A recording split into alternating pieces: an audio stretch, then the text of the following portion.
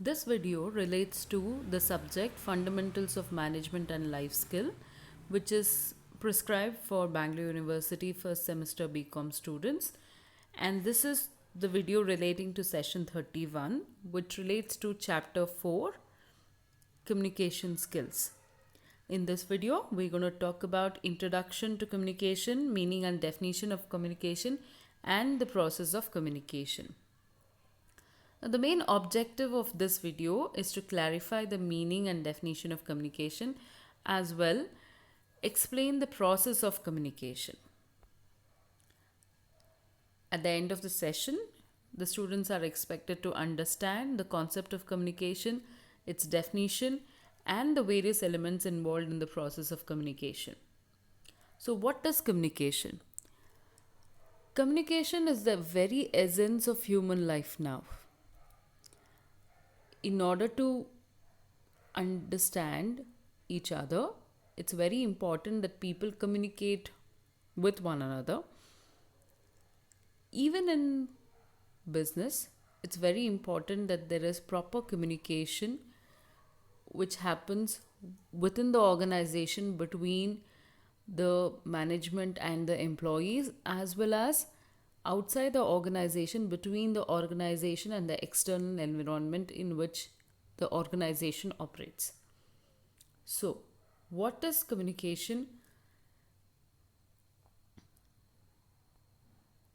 Communication is derived from the Latin word communicare, which means to share, impart, participate, exchange, transmit, or to make common. It basically involves interchange of thought or information among persons in an organization and is a systematic and continuous process of telling, listening, and understanding. It emphasizes on sharing common information, ideas, and messages, and not merely issuing orders and instructions. So, when you talk about communication, communication is just not merely words which are spoken. Communication is a process through which you convey a certain message to the other party, and the other party understands, the receiver understands the message in the way that you want to communicate. So the basic idea of communication is exchange of ideas and not just mere orders or instructions. The emphasis has to be on sharing common information, ideas, and messages. So, and it is a continuous process of telling, listening, and understanding. And the emphasis is always on understanding the message that you are trying to convey. According to Coons and Weirich, communication is defined as the transfer of information from a sender to receiver with the information being understood by the receiver. According to Alan Lewis, communication is the sum of all things one person does when he wants to create understanding in the mind of other. It is a bridge of meaning. It involves a systematic and continuous process of telling, listening, and understanding. Now, even going through both these definitions, we understand that the emphasis of communication is always on understanding the message that's been conveyed from the sender to the receiver. So, it's very important that the sender conveys the information and the receiver understands the information in which it is being conveyed. So, what is the process of communication? Process of communication is the entire steps that is involved in sending a message by the sender to the receiver. So, everything that happens between the sender and the receiver when an information is being transmitted, that is called as the process of communication. So, it is a systematic series of actions, operations, or series of changes directed to some end. It consists of a series of elements which results in sharing of meaning by sender and receiver. So, basically, we talk about all the steps involved in a message being conveyed from the sender to the receiver. So, all the steps which is involved is included under the term communication. Now, these are the basic elements of communication. Communication, there is a message that's been transmitted through a channel, there's a receiver, and then there's a response in the form of feedback. So, communication is a process which starts with the message. There has to be a message which the sender wants to send to the other person. The message could be expressed in any form, and that form will come under transmission.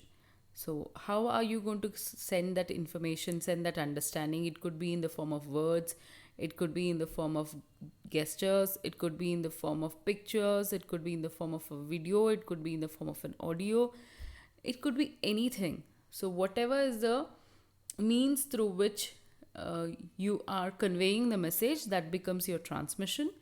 And then there's a channel. There has to be a means through which you're going to send this information, that is your channel. And the person who is going to receive the message, to whom the message has been intended, who receives and understands the message, that person is called as the receiver. But communication is never complete until you get a response from the receiver in the form of a feedback. Okay. How do you know if the other person understands a message? You will only get to know what the other person has understood when he conveys back the feedback, when he gives his response in the form of a feedback. That's when you exactly understand what the receiver has understood. And for the sender, the communication process will only be complete at that stage. So, only when the receiver sends a response in the form of a feedback, the communicator or the sender will understand how much of his information is being conveyed and if the communication process is complete or not.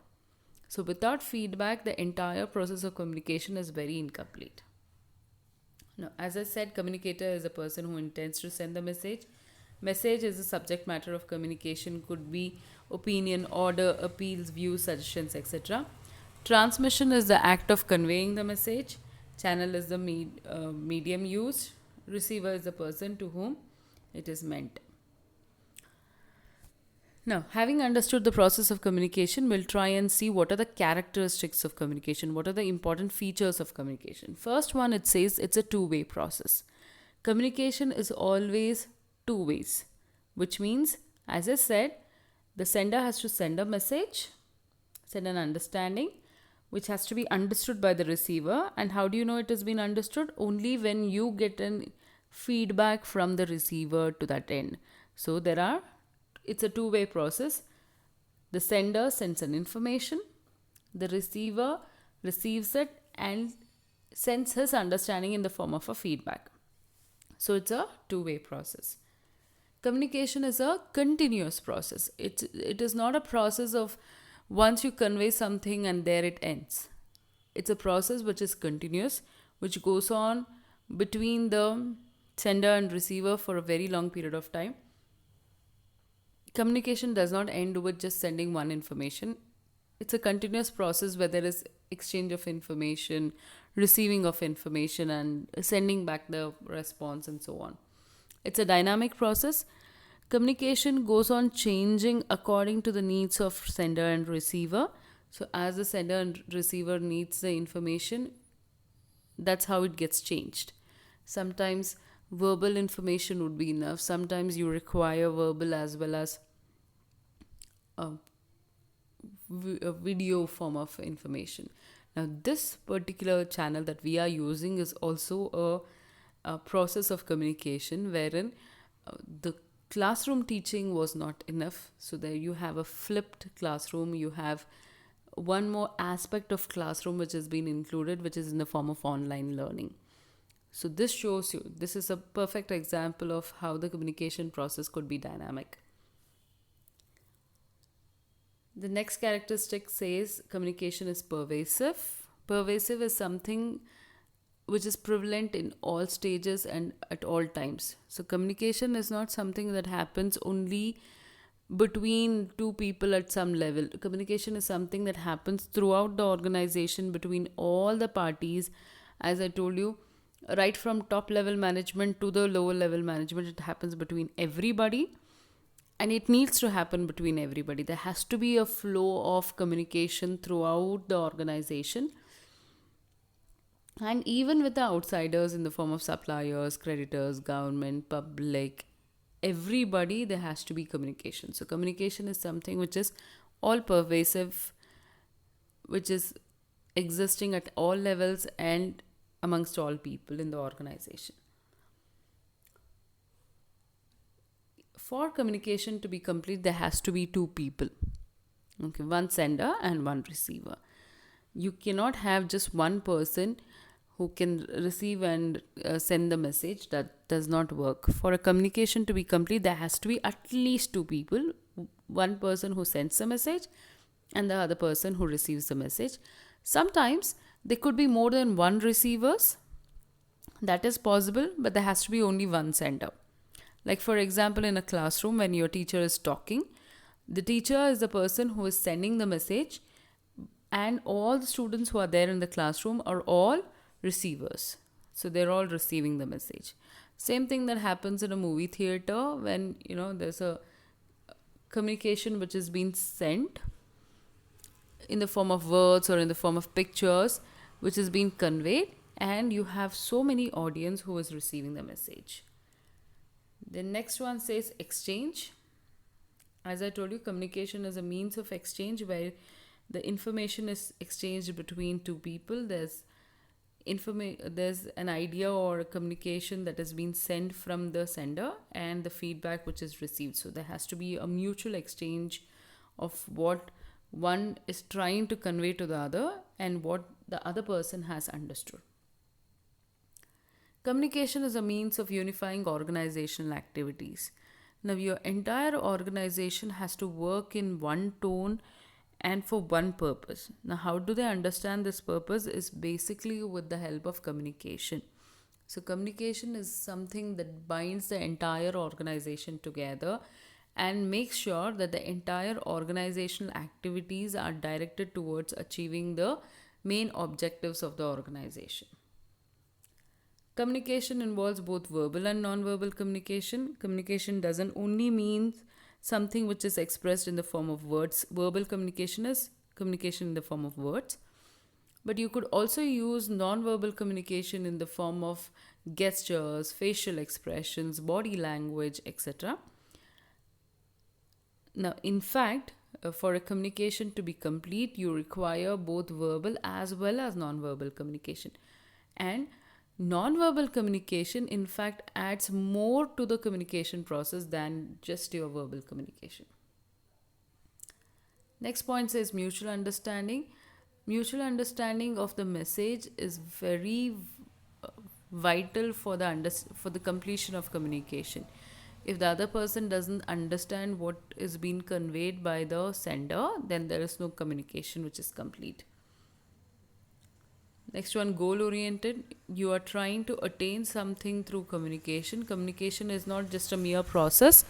Communication is a process through which you are trying to attain a certain objective. There could be an information which is sent, there could be an order which is issued, or an instructions which is given. So you're trying to achieve something through the process of communication. Communication is a means and not an end. Communication is a process of sending an information or exchanging an idea, but it's not an end. The end is eliciting some sort of an action from the other person, and that becomes the end. Communication is just a mere process of conveying that a particular action is required from the other party. Communication is a human activity. All communications are involved with human beings. Communication is a human activity and it's interdisciplinary. There's so many other subjects which is involved in communication. There is a psychology which is involved. There could be art which is involved. So there are a lot of other subjects which is involved in communication. So all these are the major characteristics of communication. Now let's see what is the importance of communication. Why do you need communication? Communication is the basis for planning. Whenever an organization starts its activity through planning, for any planning, the basics will be communication, what you're trying to convey to the other parties. Then it's a motivation to work. How do you understand what to do, what not to do? It's only through the process of communication. It leads to job satisfaction as people will understand what is being expected of them very, very clearly. Then it leads to commitment to organizational objectives, because through communication you understand what are the objectives of the organization and see how do you achieve it. It leads to coordination between people. People understand each other and work in tandem with each other. It allows the organization to adapt to external environment. So whatever changes are happening in the external environment means environment beyond the organization. So all that adaptation to external environment happens within the organization with the help of communication. It helps in internal functioning of an enterprise. It makes sure that the top level management's orders and instructions are being understood by the lower level management. They understand what the top level management expects of them. Similarly, even the top level management has to understand what the employees are trying to convey. So, understanding each other is very important for the success of the organization, and that happens through proper communication. Then, healthy industrial relations. So, between the employees and the management, there has to be proper communication in order to understand what are the demands of the employees and how does management react to it, and what is the expectation of management and how do employees fulfill. So, unless there's proper communication, this particular understanding between management and employees will not be proper. It helps in performing managerial roles. A manager basically is a person who has to get work done by the others. So, if he does not know how to communicate, then it becomes very difficult for him to get what he intends to what he intends the other person to do. So, in order to make sure that he can get the work done by others, he needs communication skills. Then it facilitates leadership. A good leader is supposed to be a very good communicator. Unless you're good with communication, you cannot lead your employees or any persons for that matter. It facilitates control. Even in the process of control, communication becomes very vital. It is a basic of training and development. So, through training and development, you're trying to enrich an employee, and for doing so, the employee must understand what you're trying to tell them, and that happens through communication. And it's a substance to organizational existence. So, or for an organization to exist, the major reason or the it's like the lifeblood of the organization. So, unless you have proper communication, the organization cannot sustain itself, cannot grow itself. That does not happen. So, these are the basic meaning, definition, features, and importance of communication.